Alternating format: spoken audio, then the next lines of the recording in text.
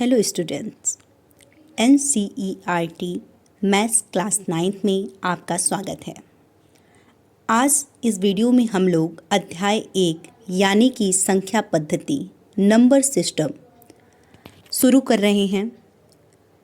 आप लोग को ज्ञात है कि यह कक्षा 9वीं का पहला चैप्टर है। इस अध्याय की प्रश्नावली शुरू करने से पहले हमें इस अध्याय की कुछ महत्वपूर्ण परिभाषाओं को जान लेना अत्यंत आवश्यक है। तो आइए बिना किसी देरी के परिभाषा देखते हैं। जैसा कि संख्या पद्धति, इसमें हमें संख्याओं के बारे में पढ़ना है। संख्याओं के क्या प्रकार होते हैं उनके विषय में हम जानेंगे। पहला जो है प्राकृतिक संख्या, जिसे हम अंग्रेजी के n से प्रदर्शित करते हैं, कैपिटल N से प्रदर्शित करते हैं प्राकृतिक संख्या को। प्राकृतिक संख्या कहते किसे हैं? ऐसी संख्याएं जो एक से शुरू होकर अनंत तक जाती हैं, इसे हम प्राकृतिक संख्या कहते हैं। ऐसी संख्याएं जो एक से शुरू होकर अनंत तक जाती हैं, यानी आप 1, 2, 3, 4 ऐसे अनंत तक लिख दीजिए, तो ऐसी संख्याओं को हम क्या कहेंगे? प्राकृतिक संख्या कहेंगे या नेचुरल नंबर कहेंगे। अर्थात आप कह सकते हैं कि गिनती में प्रयुक्त होने वाली संख्याएं प्राकृतिक संख्याएं कहलाती हैं। जैसे आप गिनती पढ़ते हैं 1, 2, 3, 4, 5, इस तरह अनंत तक आप पढ़ते जाइए। ये सब क्या है? प्राकृतिक संख्याएं हैं। दूसरा परिभाषा संख्याओं के प्रकार में पूर्ण संख्याएं। पूर्ण संख्या जिसको हम अंग्रेजी के कैपिटल W से प्रदर्शित करते हैं, इसकी परिभाषा क्या होती है? यह संख्याएं 0 से अनंत तक होती हैं। यानी कि आपने देखा कि प्राकृतिक संख्याएं हम किसे कहते हैं? जो 1 से अनंत तक होती हैं उन्हें हम प्राकृतिक संख्याएं कहते हैं। और पूर्ण संख्या किसे कहते हैं? यह संख्याएं 0 से अनंत तक होती हैं। यानी प्राकृतिक संख्या के आगे हम अगर 0 लगा दें तो वो क्या बन जाएगी? पूर्ण संख्या बन जाएगी। या आप यह भी कह सकते हैं कि पूर्ण संख्या 0 से शुरू होती है और अनंत तक जाती है। ठीक है। अगला है संख्याओं के प्रकार में पूर्णांक। पूर्णांक को हम अंग्रेजी के अल्फ़ाबेट कैपिटल Z से प्रदर्शित करते हैं। पूर्णांक कहते किसे हैं? सभी पूर्ण संख्याएं तथा ऋणात्मक संख्याएं 0 के साथ मिलकर पूर्णांक बनाती हैं। सभी पूर्ण संख्याएं, आपने पढ़ा पूर्ण संख्या किसे कहते हैं? जो कि 0 से अनंत तक होती हैं उन्हें हम क्या कहते हैं? पूर्ण संख्याएं कहते हैं। और पूर्णांक किसे कहते हैं? सभी पूर्ण संख्याएं तथा ऋणात्मक संख्याएं 0 के साथ मिलकर पूर्णांक बनाती हैं। यानी पूर्णांक में सभी पूर्ण संख्याएं आ जाती हैं, धनात्मक व ऋणात्मक दोनों संख्याएं आती हैं और 0 भी आता है। अगर हम लिखेंगे तो कुछ इस प्रकार लिखेंगे, बीच में 0 लिखेंगे और दाईं तरफ 1, 2, 3, 4, 5 अनंत तक हम लिख देंगे। और 0 की ठीक बाईं तरफ हम -1, -2, -3, -4, -5 ये भी क्या करेंगे? अनंत तक हम लिख देंगे। तो आप एक चीज़ गौर करिए कि 0 के दाहिनी तरफ जो है वो क्या है? धनात्मक संख्याएं हैं और 0 के बाईं तरफ जो है वो ऋणात्मक संख्याएं और दोनों अनंत अनंत तक हैं। और परिभाषा तो ये क्या हुई? पूर्णांक हुई। यानी सभी पूर्ण संख्याएं तथा ऋणात्मक संख्याएं जब 0 के साथ मिलती हैं तो वही क्या होती हैं? पूर्णांक कहलाती हैं।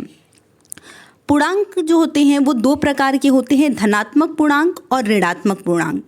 धनात्मक पूर्णांक जो 0 के दाहिनी तरफ लिखे गए हैं, यानी ये जमा वाले होते हैं, और जो 0 के बाईं तरफ लिखे जाते हैं घटाव वाले संख्याएं, उन्हें हम क्या कहते हैं? ऋणात्मक पूर्णांक कहते हैं।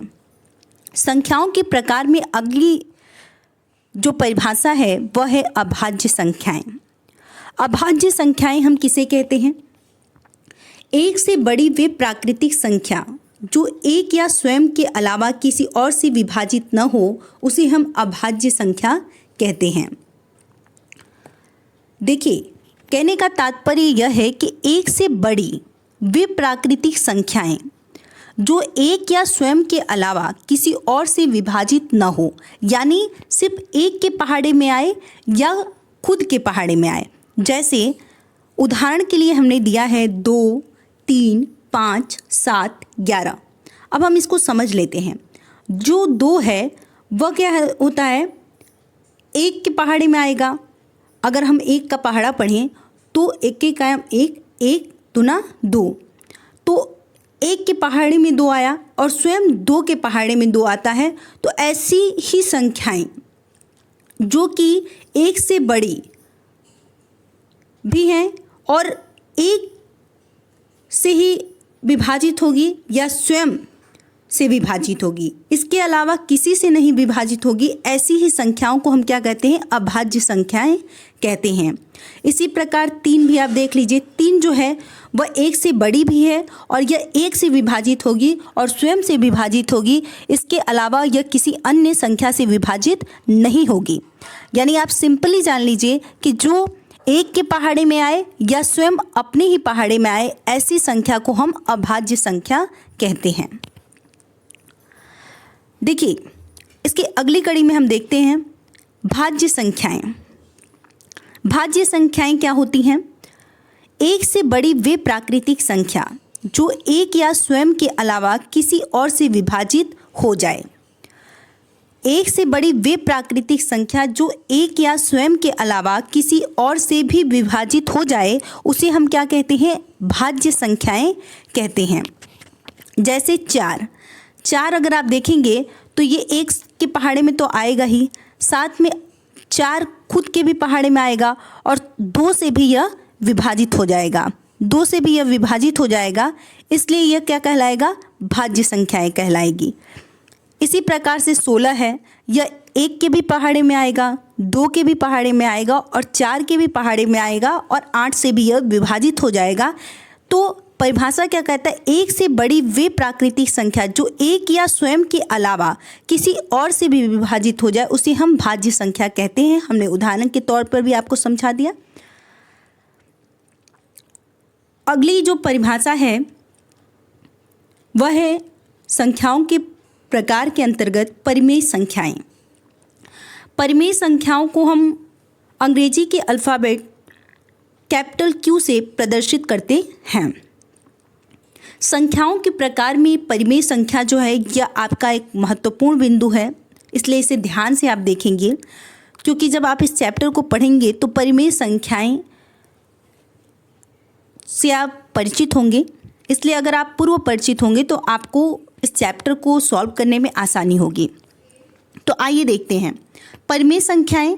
हमने बताया आपको कि इसे अंग्रेजी के अल्फ़ाबेट कैपिटल Q से प्रदर्शित करते हैं। इन संख्याओं को P/Q के रूप में लिखा जा सकता है। देखिए, जिन संख्याओं को P/Q के रूप में लिखा जा सकता है उन्हें हम क्या कहते हैं? परिमेय संख्या कहते हैं। जैसे 2/3 अगर आप लिखते हैं तो यह क्या है? परिमेय संख्या है। यानी आप यह कह सकते हैं कि ऐसी संख्या जिन्हें भिन्न के रूप में लिखा जा सके वे सभी संख्याएं परिमेय संख्याएं कहलाएंगी। ऐसी संख्या जिन्हें हम भिन्न के रूप में लिख सकते हैं उसे हम क्या कहते हैं? परिमेय संख्या कहते हैं। अब देखिए, अपरिमेय संख्या किसे कहते हैं?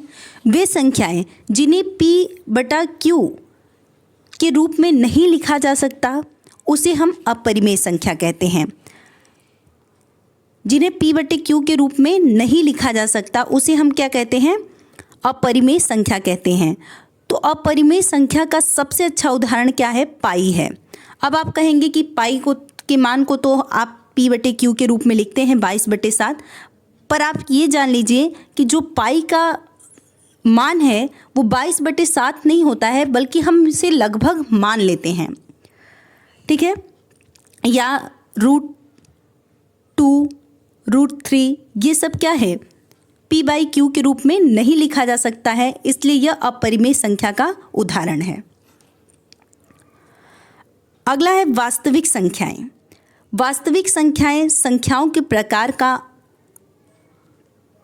ये अंतिम परिभाषा है। वास्तविक संख्या जिसे हम अंग्रेजी के अल्फ़ाबेट कैपिटल R से इसको प्रदर्शित करते हैं वास्तविक संख्या को। वास्तविक संख्याएं यानी रियल नंबर्स, सभी संख्याओं का संग्रह जो है वह वास्तविक संख्याएं कहलाता है। यानी प्राकृतिक संख्या, पूर्ण संख्या, पूर्णांक हो या अभाज्य संख्या हो या भाज्य संख्या हो या परिमेय संख्या हो या अपरिमेय संख्या हो, सभी संख्याओं का संग्रह क्या कहलाता है? वास्तविक संख्या कहलाता है। तो आज की इस कड़ी में इतना ही। फिर परिचय की एक और कड़ी हम लेकर जल्द ही आपसे जुड़ेंगे। कैसा लगता है यह वीडियो? अगर आपको पसंद आता है तो इस वीडियो को लाइक करें, साथ ही अपने दोस्तों के साथ शेयर भी करें। जय हिंद, महादेव।